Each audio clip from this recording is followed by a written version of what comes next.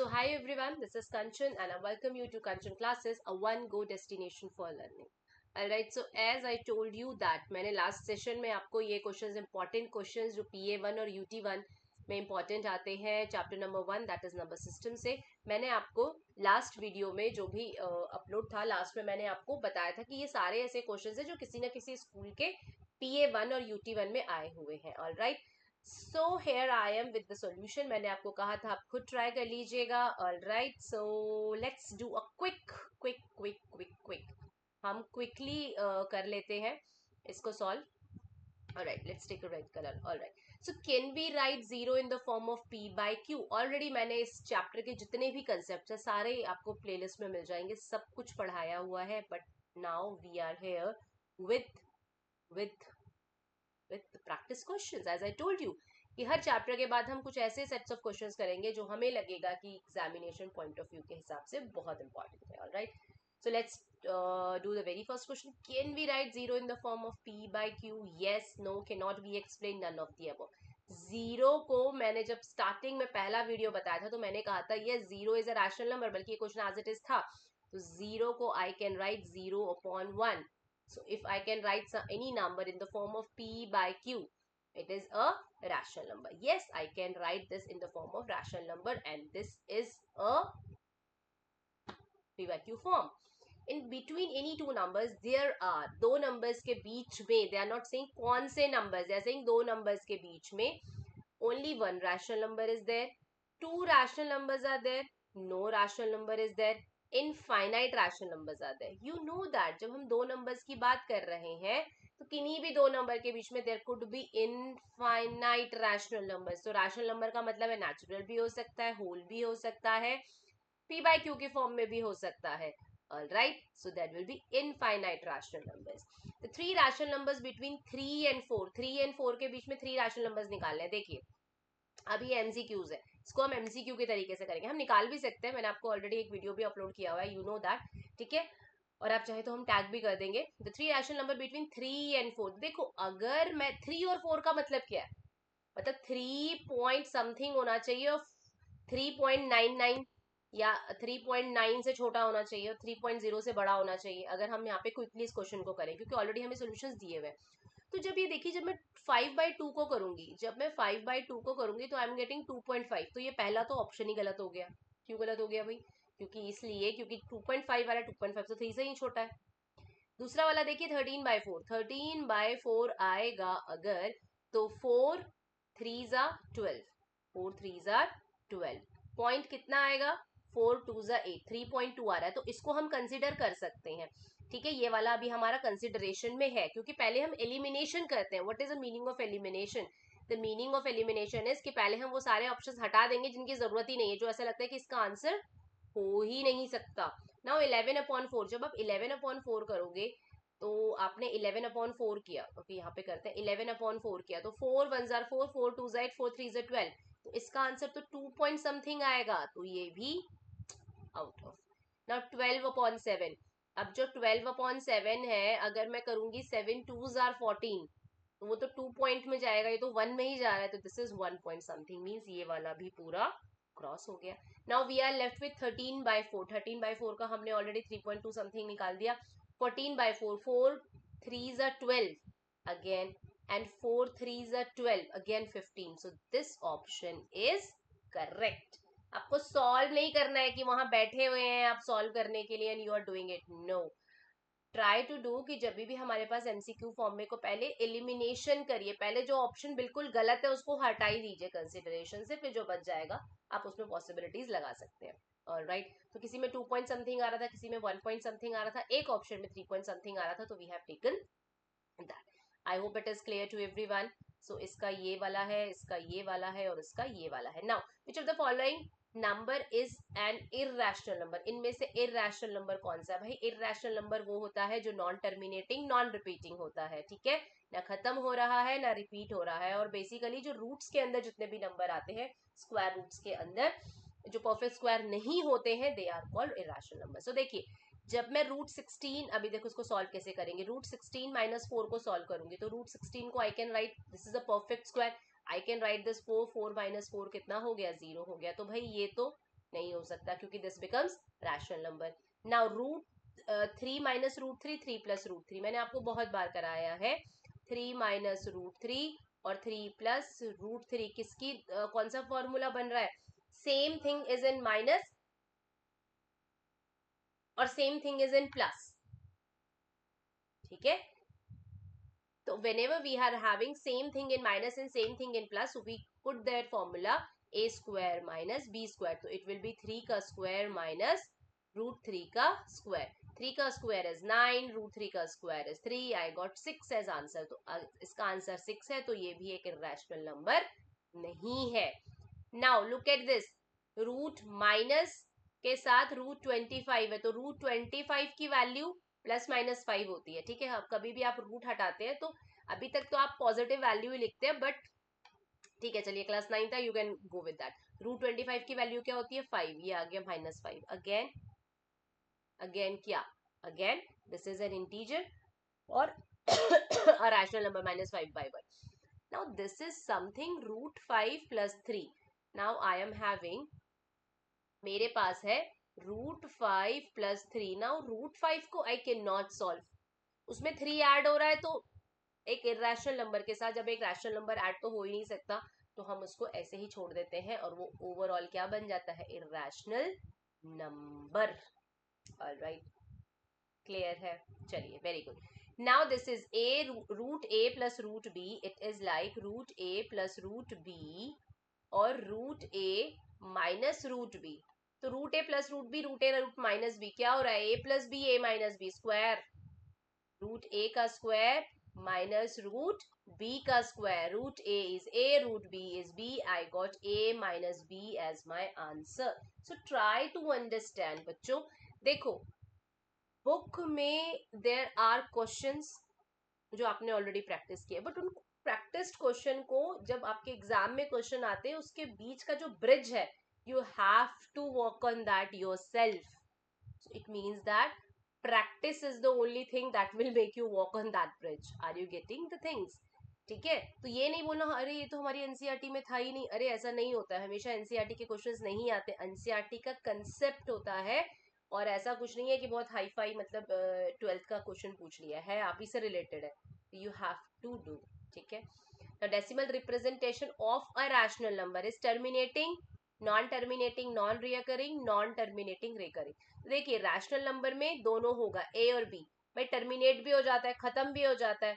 8/2 is a rational number. मैं काटूंगी, मेरा answer 4 आ गया. राइट, टर्मिनेट हो गया. और नॉन रिकरिंग भी होता है, 10/3 है भाई, 3.33333 आता रहेगा. तो नॉन टर्मिनेटिंग, रिकरिंग, दोनों ऑप्शंस आपके क्या हो जाएंगे? ट्रू हो जाएंगे. ऑल राइट, चलिए let's go to the next slide. चलिए, now we have to rationalize this. rationalization अभी just बताया है, इससे लास्ट वाले वीडियो में. 5 प्लस 3√2 है. इससे पहले जो आपके पास है वो लॉज ऑफ एक्सपोनेंट्स के हैं, उसमें भी एनसीईआरटी के सारे क्वेश्चन सॉल्व किए हुए हैं, तो प्लीज उसको भी देख लीजिएगा. उसी में मैंने आपको ये इंपॉर्टेंट क्वेश्चंस दिए थे.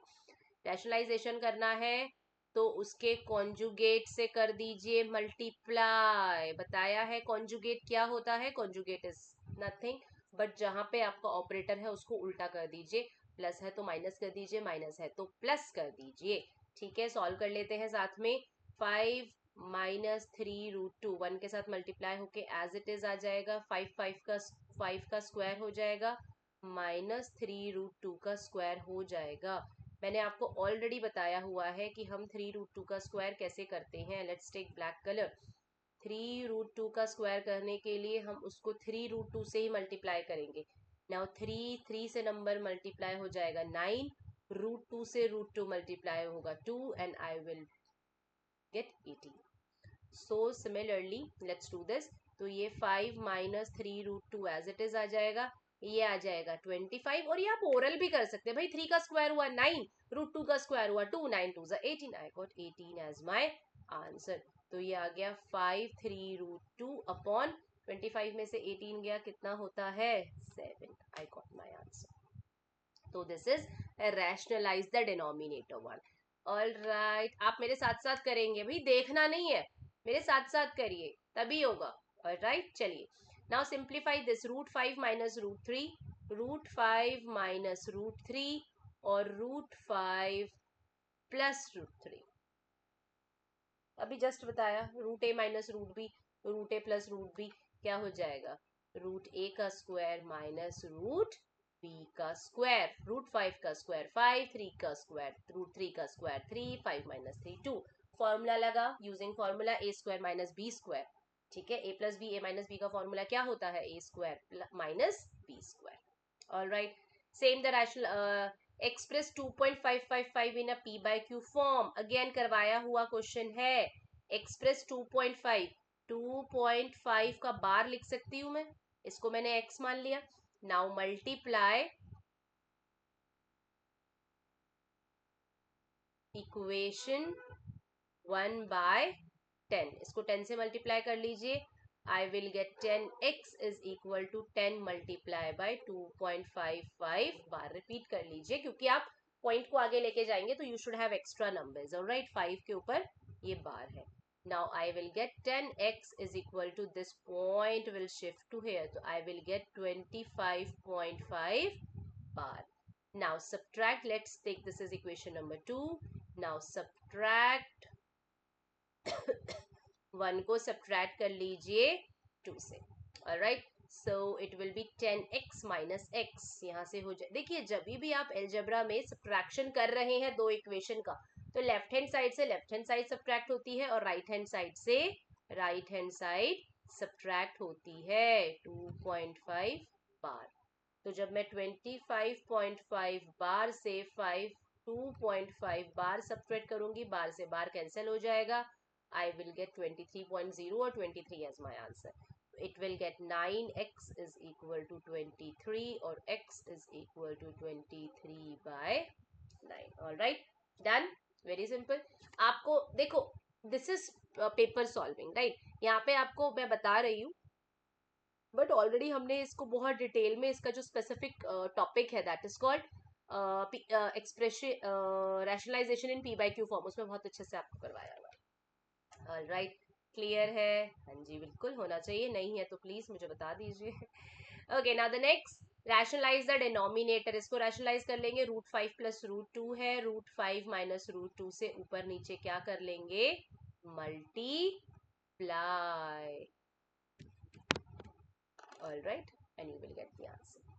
आपके पास आंसर आ जाएगा √5 माइनस √2 अपॉन √5 का स्क्वायर 5, √2 का स्क्वायर 2, 5 माइनस 2 3। ऐसे होनी चाहिए प्रैक्टिस। बोलो मैम आपको तो आता ही है, बट आप भी सीख जाएंगे practice. What I told you, NCERT से क्वेश्चन में जाने का जो ब्रिज है, you have to walk on yourself. Alright, खुद चलना है प्रैक्टिस के थ्रू। नाउ सिंप्लीफाई अगेन, बार बार कराने की जरूरत नहीं है, this question is already done in the form of this. Which of the following is a rational number. भाई √3 आ गया, नहीं हो सकता। पाई आ गया, बताया है पाई इज रैशनल नंबर और रैशनल नंबर। पाई इरैशनल नंबर है क्योंकि पाई का जो डेसिमल रिप्रेजेंटेशन होता है ना वो कभी रिपीट होता है और ना वो कभी खत्म होता है। ये भी मल्टीप्लिकेशन में है, 0 ही बचा। ठीक है, decimal representation of an irrational number is always terminating, no, either terminating और रिपीटिंग, नो, ईदर टर्मिनेटिंग और non repeating, neither terminating non repeating. ना खत्म हो रहा है ना रिपीट हो रहा है, that's what called irrational number is. Alright, so 2 की पावर 0 सेशन में कराया हुआ है, 2 की पावर 0, 7 की पावर 0, 5 की power 0, anything raise to the power 0 is 1। Done?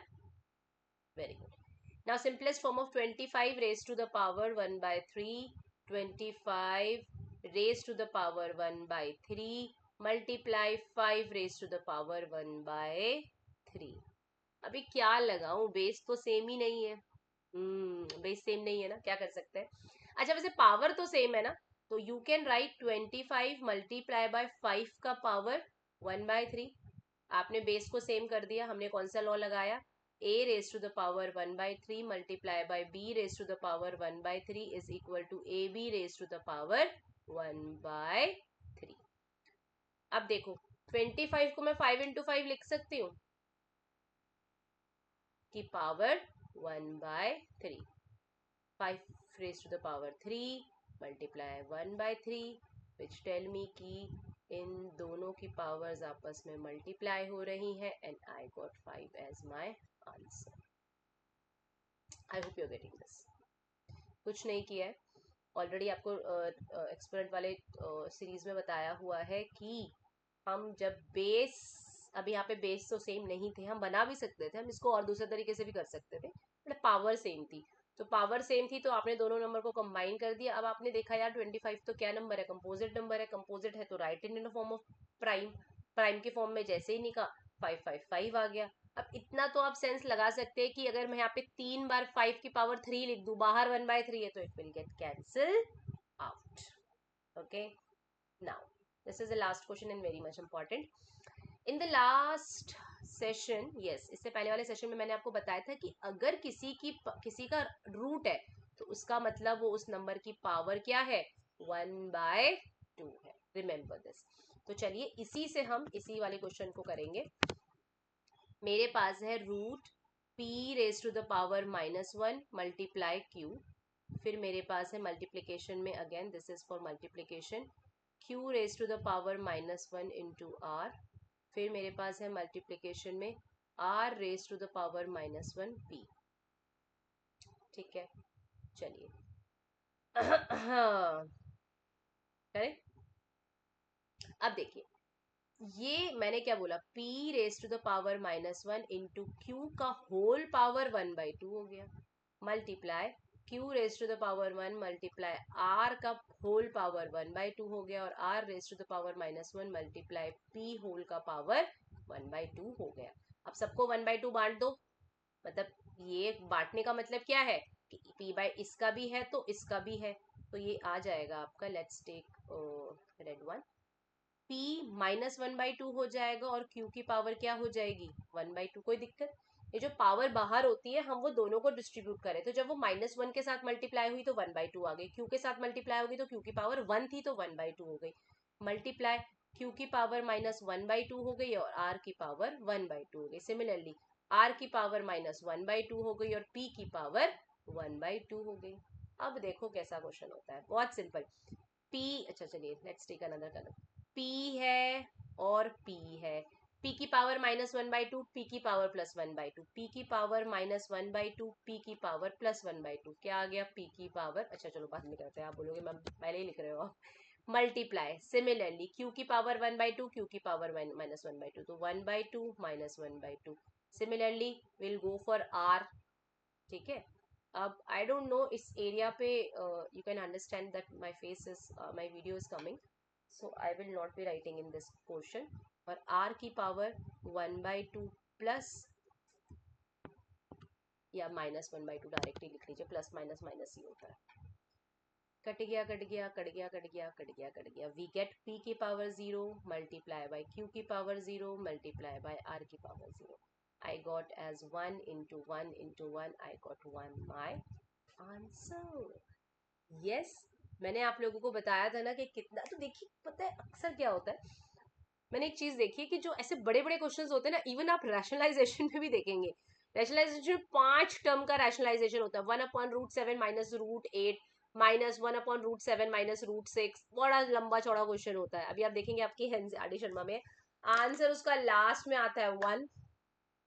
ठीक है, तो ट्राई टू अंडरस्टैंड, कोई भी ऐसा क्वेश्चन होता है तो उसको देखिए घबराना नहीं कि ऐसा नया सा क्वेश्चन आ गया और you know how this is possible, मुझे तो आ ही नहीं रहा है. देखो आंसर कटकुटा के बनी आ रहा है.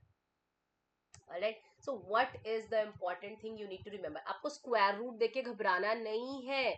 Square root is nothing but just power 1/2, nothing. Alright, so I hope आपको ये सेशन बहुत, मेरा तो ये सेशन फेवरेट है क्योंकि पूरा चैप्टर पढ़ने के बाद जब हम उसके एक साथ क्वेश्चंस करते हैं ना, तो I think that is the best one. Alright, so I hope you enjoyed this. और मैं बीच में तो बोलती नहीं हूँ ना कि सब्सक्राइब करो, तो बट कर लिया करो. Okay, so if you are new to this channel you have to subscribe this so that हम हर चैप्टर के ऐसे ही इंपॉर्टेंट क्वेश्चन लाते हैं. और अभी तो ये सिर्फ 2 स्कूल्स के मैंने मिक्स एंड मैच करे, बहुत सारे स्कूल के एग्जाम पेपर्स है हमारे पास, तो what we will be doing, we will be combining those also. और अगर आपको और इस पर्टिकुलर चैप्टर के और प्रैक्टिस क्वेश्चंस चाहिए तो do comment, do message me in the comment box. Alright, बहुत सारे क्वेश्चंस मिल जाएंगे और स्कूल्स के मिलेंगे। I am not giving you any question from the R D Sharma और RS अग्रवाल और anything. I will be giving question from the different schools, जो भी डिफरेंट स्कूल में जो एग्जाम्स होते हैं उसके पेपर्स में जो क्वेश्चन होते हैं, we will be sharing that. Okay, so till to the next session, bye bye, take care. इसके बाद हम नया चैप्टर कोऑर्डिनेट ज्योमेट्री का हम एक वीडियो डालेंगे। Coordinate geometry is very easy and I think ये काफ़ी स्कूल्स में PA1 में सब्जेक्ट भी आ रहा है। काफ़ी स्कूल्स में तो छुट्टियां पड़ने वाली हैं, बट काफ़ी स्कूल्स में अभी एग्जाम्स भी होने वाले हैं छुट्टियों से पहले, तो it really matters you know कि कहाँ पे छुट्टियां पड़ रही हैं, कहाँ पे एग्जाम्स हो रहे हैं। बट मैं जितना मैं जानती हूँ तो कुछ स्कूल्स की छुट्टियां पड़ रही हैं नेक्स्ट वीक से और कुछ स्कूल का एग्जाम है next week. Alright, so I will be uploading after this coordinate geometry, so stay tune for that. एक ही वीडियो में सारा concept clear. Alright, so till to the next session, bye bye, take care and yes do practice. Practice नहीं करोगे ना तो फिर ऐसे क्वेश्चन जो 1 आंसर आ रहा है ना एग्जाम में, तो 1 तो फिर कुछ भी नहीं आएगा और 0 ना आ जाए गलती से। Alright, so keep practicing. Okay, so bye bye, take care.